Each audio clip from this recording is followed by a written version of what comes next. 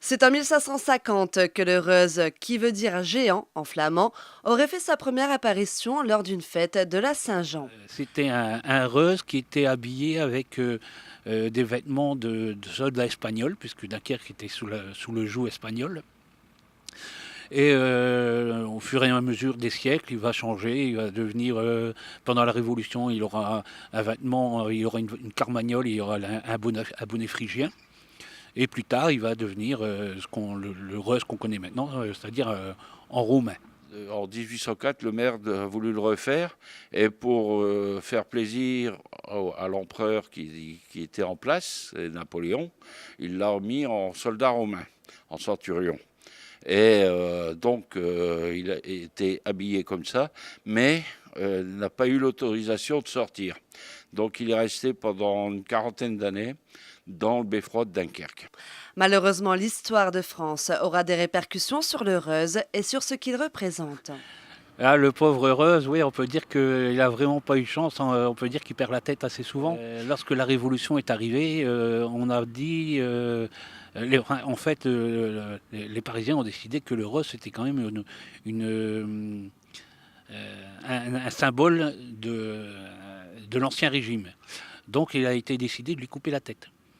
Ils ont coupé la tête donc du reuse et de son épouse, ou de Rosine plutôt. Ils ont coupé la tête et ils l'ont revendu. Mais avant de le revendre, pour montrer quand même que le reuse était quand même un personnage dunkerquois, pour essayer de le garder, on l'avait affublé donc d'une carmagnole et du bonnet phrygien. Ça n'a pas marché, il a eu quand même la tête tranchée. Une malédiction de la tête coupée qui le poursuivra du fait de sa hauteur. Le reuse est apparu sous différentes positions au fil des décennies. Donc à un moment, on a eu l'idée de l'asseoir. Ensuite, ce qu'on a fait, c'est qu'on a demandé à des personnes de suivre le reuse et avec des grandes perches de soulever les fils électriques. Bon, il y a eu une mauvaise manipulation, donc il s'est fait quand même couper la tête. Et maintenant, il est sur un char de style romain, tiré par 4 chevaux de type boulonnais. Avec un système de montée-baisse. Mais il est quand même mieux de voir reuse sur son char, avec tiré par ses chevaux blancs, que le reuse d'avant-guerre 14, qui lui était assis, avec un poupon dans les mains, dans les bras, et le poupon qui criait « papa, papa », et c'était totalement ridicule. Une allure majestueuse que l'on doit à l'association Les Amis du Reuse, qui lui redonne vie depuis maintenant 20 ans.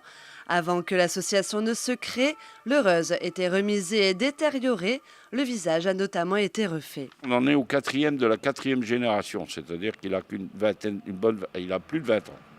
Il a été refait en 1999 lors de la remise en état par l'association.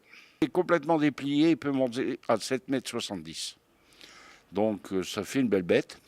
La longueur entre le début des chevaux et l'arrière des chevaux est d'environ 20 à 25 mètres. Ça fait un beau, je dirais un beau 38 tonnes. En longueur, hein, bien sûr. Et c'est entouré de sa famille et de ses gardes que le reuse garde maintenant la tête sur les épaules. Alors il y a 11 géants. Il y a le reuse, sa femme la Rosine, ses 3 enfants Pietch, Butch et Mason, qui est le bébé, et ainsi que 6 gardes. Il y a Halloween, Dagobert, Gélon, Goliath, Samson et Roland.